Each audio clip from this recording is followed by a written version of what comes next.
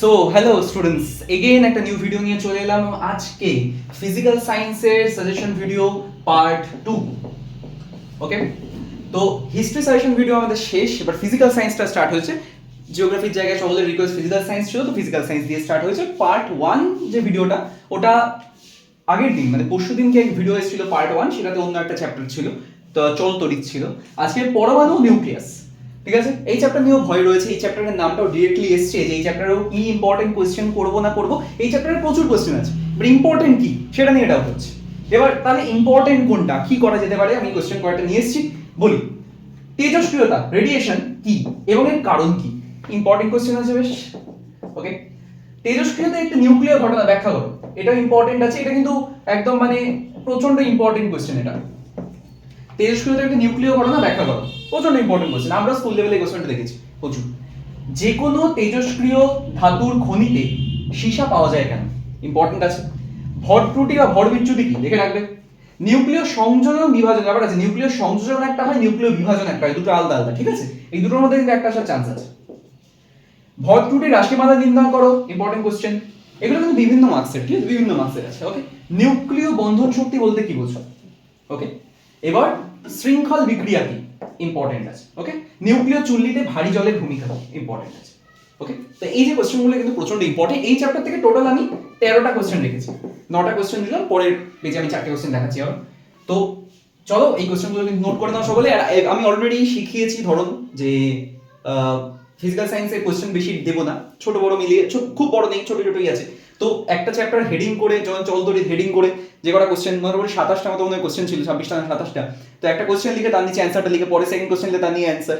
তো suggestion question অ্যান্সারগুলো এক জায়গায় করে নিয়ে পরীক্ষা দিতে গেলে আমার মনে হয় বেস্ট হবে, ঠিক আছে। অন্তত এটুকু বলতে পারি যে আমার সাজেশন ভিডিওগুলো থেকে অন্তত অন্তত যদি 90 নম্বরে পরীক্ষা হয়, 80+ কমন থাকবে, এইটুকু শিওর বলতে পারি, ঠিক আছে। কিছু অ্যাডভান্স কোশ্চেন থাকতে পারে, এক্সপেরিমেন্টাল কোশ্চেন থাকতে পারে, সেগুলো নিয়ে আমি বলবো না, ঠিক আছে। আমি সব সাবজেক্টে তো বিশাল হতে পারবো না, তাই না। ওকে, তো চলো, বাট কোয়েশ্চেন অ্যানালিসিসটা আমি ভালো বুঝি, যেটা হয়তো অনেকে কম বোঝে, বাট কাউকে ছোট করছে না, বাট কোয়েশ্চেন অ্যানালিসিসটা আমি ভালো বুঝি যে কোনটা আসতে পারে কোনটা আসতে পারে না। ওকে, তো চলো এই 9টা কোয়েশ্চেন নোট করে নাও সব।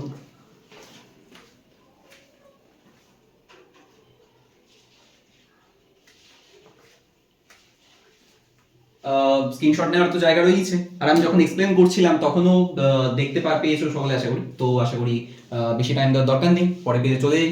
ওকে, তো চলো আমরা নেক্সট পেজে যাই।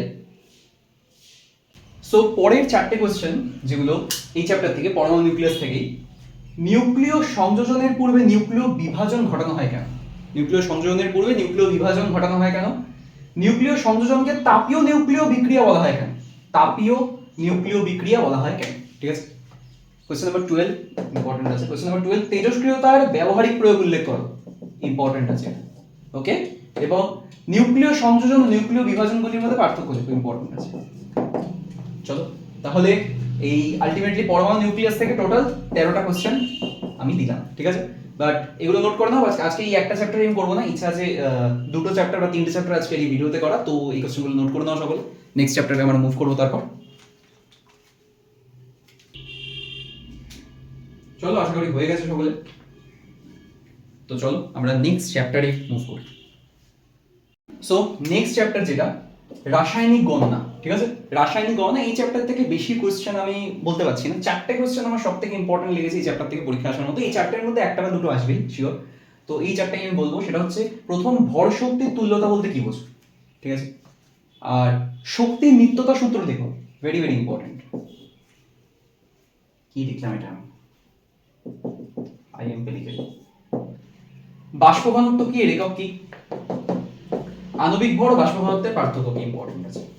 তো এই চ্যাপ্টার থেকে এই 4টে কোশ্চেনই করে রাখো, বেশি কিছু দেখতে হবে না, ঠিক আছে। বাকি যা দেখা আছে আর কিছু করার নেই, ঠিক আছে।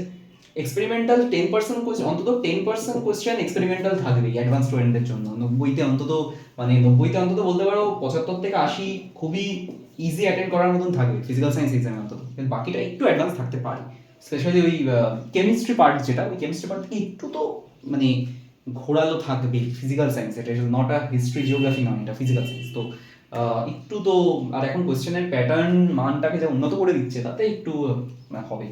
যদিও মানে 90তে লেখা পরীক্ষা 15 পেলে পাস, বাস্তব সবথেকে খারাপ অবস্থা এটা, যে 90-তে 15 পেলে পাস।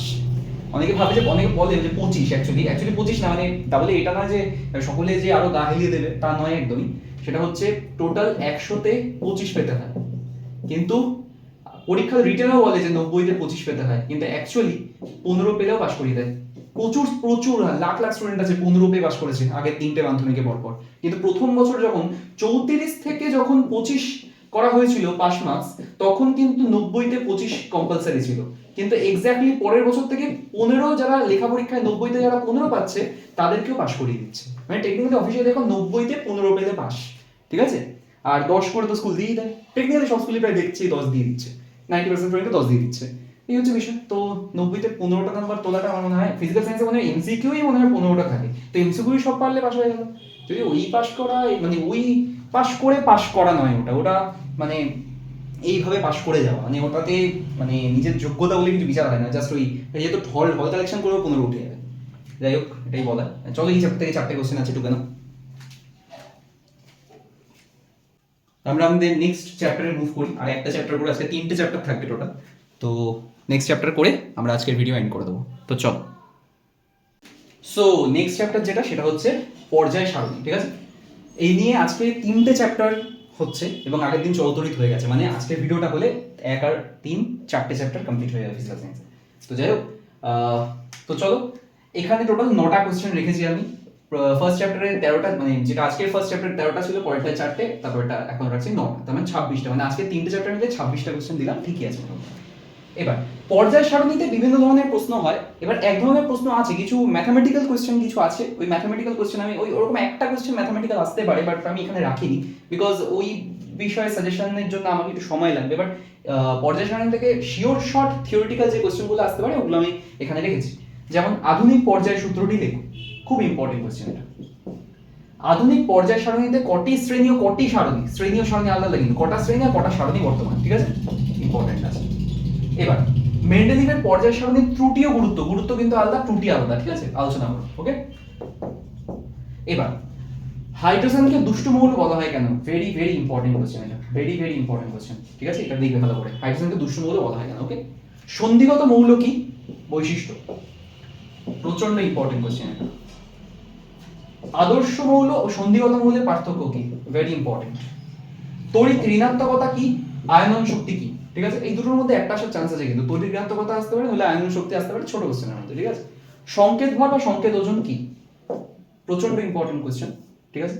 আরেকটা, এটা একটু কোশ্চেনটা আসতে পারে নাও আসতে পারে, বাট দিলাম, Na প্লাস ও Na, মানে সোডিয়াম প্লাস ও সোডিয়ামের মধ্যে কোনটির অধিকতর সুস্থিত এবং কেন, ওকে, কেনটা অবশ্যই মাথায় রাখবে। এই কারণ কি এই কোশ্চেন এলে অনেকে যে কোনো একটা আন্দাজে অধিকতর সুস্থিত লিখে দেবে, কিন্তু কেনটা তো লিখতে হবে। কেন না লিখে এইটাকেও যদি কথা দুটোর মধ্যে যেটা সুস্থিত সেটা যদি লিখে দেওয়া হয়, আর যদি কেন না লেখা হয়, তাহলে এক্সামিনার বুঝবে যে এটা আন্দাজে করেছে, তাহলে পুরোটাই কেটে দেবে, কোনো ব্যাপার না, কেটে দিতে পারে।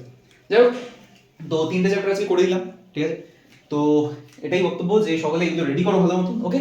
অ্যান্ড আশা করি আজকের ভিডিওটার পরে ফিজিক্যাল সায়েন্সে অনেকটা হেল্প হয়ে যাবে, মানে 3টে চ্যাপ্টার একসাথে একটা ভিডিওতে হয়েছে। তো আমি একটাই রিকোয়েস্ট করবো, সেটা হচ্ছে সবসময় দেখি যে সকলে একটু, মানে এত কষ্ট করে এত খেটে খুঁটে ভিডিওগুলো করছি, নিজের এত ব্যস্ত টাইমের মধ্যে থেকে টাইম বার করে তোদের জন্য করছি, তোরা সামান্য কমেন্ট বক্সে গিয়ে একটা থ্যাংক ইউ লিখতে পারিস না রে? তোরা এত ব্যস্ত, একটা থ্যাংক ইউ লিখতে পারিস না? ভিডিও দেখার টাইম তো এতক্ষণ আছে, একটা থ্যাংক ইউ লিখলে কি হয়, সকলে একটা থ্যাংক ইউ লিখে দিবি, ঠিক আছে, জাস্ট একটা থ্যাংক ইউ লিখে দিবি, যাতে বুঝবো যে দেখেছি অন্তত, ঠিক আছে। কারণ কি ভিডিওতে এমন হয় যে অনেক সময় হয় এটা ইউটিউব ভিডিওতে যে আমি তো দেখতে পাচ্ছি ভিউ কটা হয়েছে, এবার জাস্ট খুলে 2-3 মিনিট দেখে নিলে ওটাতেও কিন্তু ভিউ অ্যাড হয়ে যায়, তাহলে বুঝবো কি করে সবাই দেখেছে, পুরোটা দেখলেই তো লাস্টে যে থ্যাংক ইউ কথা আমি লাস্টে বললাম, সকলে থ্যাংক ইউ লিখে দিচ্ছে একটা, ঠিক আছে, ওকে। চলো, অ্যান্ড ভিডিওটা অবশ্যই একটা জিনিস করিস সকলে, সেটা হচ্ছে শেয়ারটা করে দিস, কারণ কি সকলে মিলেই ভালো মার্কস পায়, এখান থেকে কম্পিটিশন নেই, লেগে নেই কারণ মধ্যে আমি ফার্স্ট হবো, আমি সেকেন্ড হবো, আমি থার্ড হবো, এটা এই ব্যাপারটা না করতে থাকলেই ভালো, সকলেই ভালো রেজাল্ট কর। এবার শেয়ার করে দিস ভিডিওটা, থ্যাংক ইউ একটা কমেন্ট করে দিস, ঠিক আছে, অ্যান্ড ব্যাস এটাই, সাবস্ক্রাইব না করা থাকলে সাবস্ক্রাইব করে দিস, এটাই বলা, ঠিক আছে। আর স্ক্রিনে নাম্বার দেওয়া থাকবে, হোয়াটসঅ্যাপ গ্রুপে জয়েন করতে চাইবে, ওই নাম্বারে মেসেজ করে দিস, ঠিক আছে। চলো এই থাকলো আজকে, তাহলে চলো টাটা, প্রিপারেশন করতে থাকো, অ্যান্ড 10ই ফেব্রুয়ারি থেকে এক্সাম, তো হাতে বেশি সময় নেই, তো চলো টাটা।